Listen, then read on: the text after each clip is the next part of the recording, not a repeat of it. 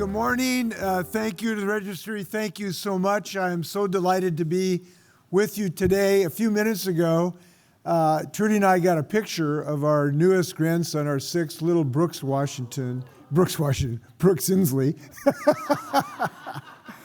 And God, what a cute kid, you know. And I was thinking, this kid needs some friends who will give him a chance to save Washington so our glaciers don't melt and our salmon don't burn up in the rivers and our forests don't burn down. He needs some friends. And you are here. You are Brooks Inslee's friends. Thank you so much for what you're doing. I really appreciate your effort.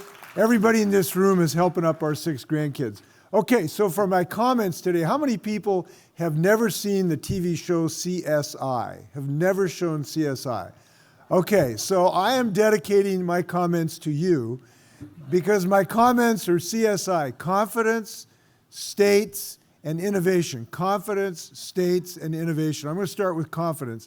I think the most important renewable fuel we have today that we need to focus on is confidence. We need to give the United States and the world a sense of confidence that we can get this job done. And I think there is every reason to have that confidence. First, because it's necessary.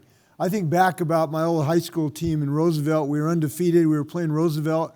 2 of our stars were out because they got kicked off the team for drinking. And we're down by 8 points. This is a true story. We're down by 8 points with about a minute to go. But we knew we were going to win that game. There was something in this team that we knew we were not going to get beat. And we beat them, and we went 23-0 and won the state championship.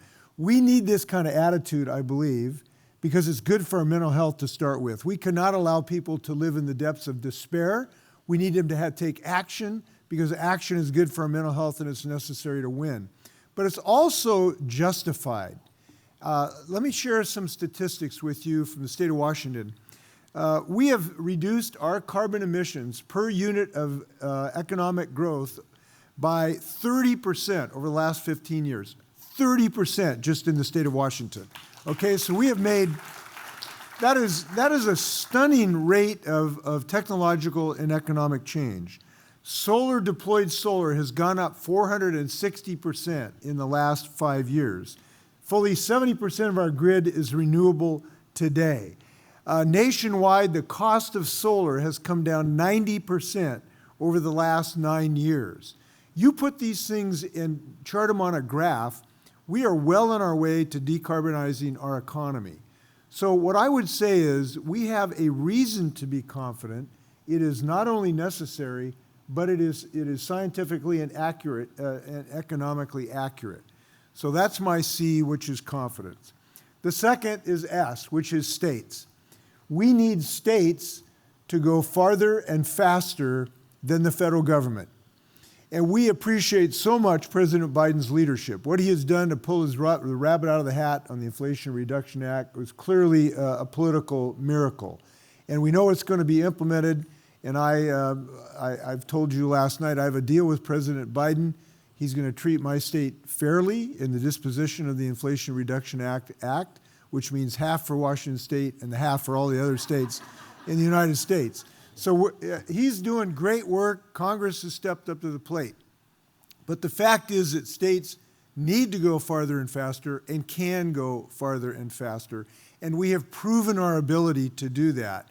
You know, Jerry Brown and I started the U.S. Climate Alliance a few years ago. We now have 23 states in the Climate Alliance. We represent 60% of the U.S. economy.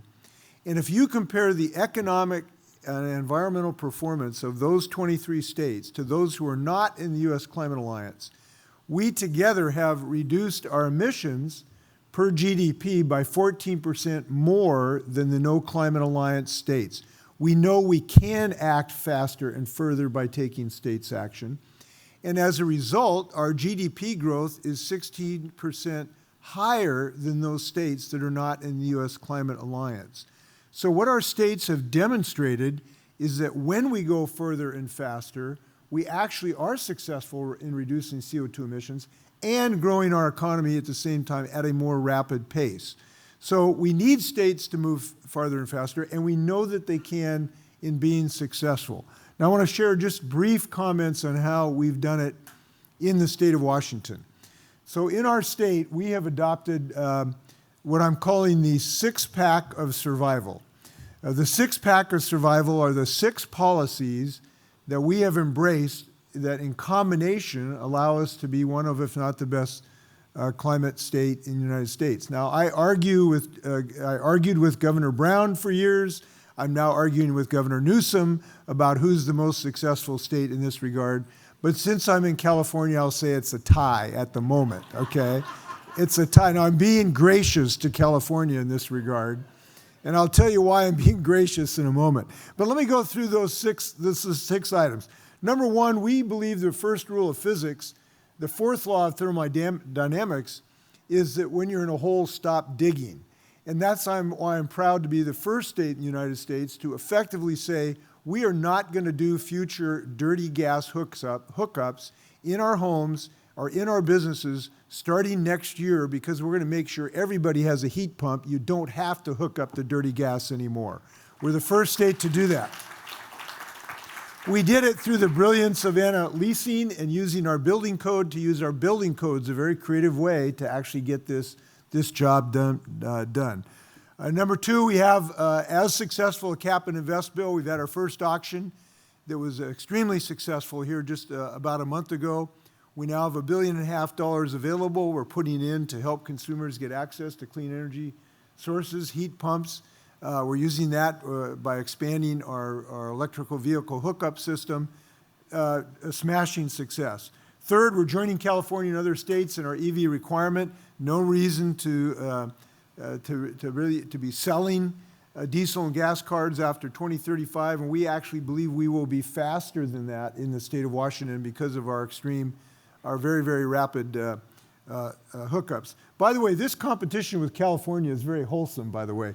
I was at Paris at a COP panel, and we had Jerry Brown, the governors of Virginia and Oregon, and one other state I can't recall right now, and I was making my comments, and I said, and Washington State has the highest uptake of electric vehicles in the nation. And Jerry Brown jumped up and said, "That's baloney. California has the highest EV. I will not stand to have my state defamed in this regard." He just went off like a rocket, and I said, "Hey, I don't want to fight, Jerry. I mean, this is okay. It's a friendly competition, all right." Turns out he was right for that 1 week, okay? The next week, we surpassed California again. So this competition is very, very effective. The 4th thing is we've adopted what are the best, I believe the best building code efficiency standards for our larger vehicles. So we actually do the first thing, which is the best thing you can do and the best energy you can have is energy efficiency. And we've adopted one of, if not the most vigorous building codes to actually embrace good windows and good insulation so people don't have to pay money to heat and cool the outside. 5th, we have 100% requirement to make our grid 100% free. We're actually getting off of coal in 2025. We'll shutter our last coal-fired plant in 2025. We're well on our way. And the 6th thing, and the thing that I would argue that our laws might even surpass California's, is the HEAL Act, which we have embraced, a law that basically requires that we build in equity in everything we do when it comes to fighting climate change. And I'm very proud of our efforts in our cap and invest bill because it embraces equity and environmental justice in the whole plan. So under our plan, 35% of all of the expenditures need to go in disproportionately affected communities, principally communities of color, and 10% in tribal communities. So we think that we are perhaps leading the country in building in environmental justice in our climate goals. So that's the 6-pack of survival. We need to get every state in the United States to join us in those, and when we can really move the needle. This is true all over the world, and if you heard me last night, I really believe this. We states are supranationals, and the registry has allowed us to tell this story at our COPs and multiple international conferences. And so I want to thank the registry for what you've done, because almost anywhere in any democracy around the world, local communities can go further and faster than national communities or national organizations, because the national organizations have to sort of go like the convoy, to go at the slowest ship, right? So the convoys used to go across the Atlantic, and they could only go as fast as the slowest ship.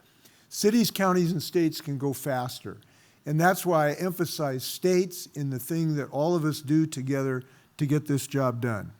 So we've got confidence, we got states, the last is innovation. Everything we do, to me, should be focused on innovation. And the innovation that's going on is incredible. We've helped a few startup companies in our state get going, and the pace of innovation is unbelievable. I'll tell you about a call I got 2 days ago with a fellow of a little company called Helion. Helion is a little company started in Redmond, Washington. I met about 10 or 12 years ago. They had this crazy idea that they were going to have a new way to do fusion energy with perfectly non-waste producing energy, which almost limitless given if fusion can actually be perfected and made commercial. They thought they had the way to do this, not in multiple decades, but maybe in a decade and a half. That was 10 years ago. 2 days ago, the CEO called me and said that they now have entered into the first power purchase agreement of fusion energy to sell 50 megawatts to the Microsoft Corporation, not in 2050, not in 2040, but in 2028. To think that fusion energy could be commercially available in this decade is an astounding achievement. Now, there's no guarantee that they will make that deadline, but the fact is they have a binding contractual requirement to do that is a stunning achievement. And we have to recognize the power of innovation. Give you one more example. I went to a hangar in Moses Lake, Washington a few weeks ago. In one corner of the hangar was a 9-seat commercial airplane, first commercial airplane ever to be flown on battery power, right? 300-mile range, all battery, no pollution. That's called the Alice, company called Aviation. That's in one corner of the hangar. In the other corner of the hangar is the first commercial hydrogen fuel cell airplane ever to fly in the other end of the hangar. This is a type of innovation we are capable of doing, and all of our policies have to drive capital to help the private sector in their quest for these new technologies. We can do it in a million different ways, from a little help for startup capital. We can do it by providing test beds. We've provided a test bed for clean energy at the University of Washington. We can do it through policy developments. We're starting a policy factory, if you will, in the Tri-Cities. But all of our ideas have to be focused on helping these entrepreneurs in innovation. We're doing it big time. So in sum, I want to thank you for what you're doing. You're helping my grandchild. You believe in confidence. You believe in state action. And we all believe in innovation. So as I leave, I'll just say this: early to bed, early to rise, work like hell and organize. We're going to save the planet. Thanks a lot. Be well. Thank you.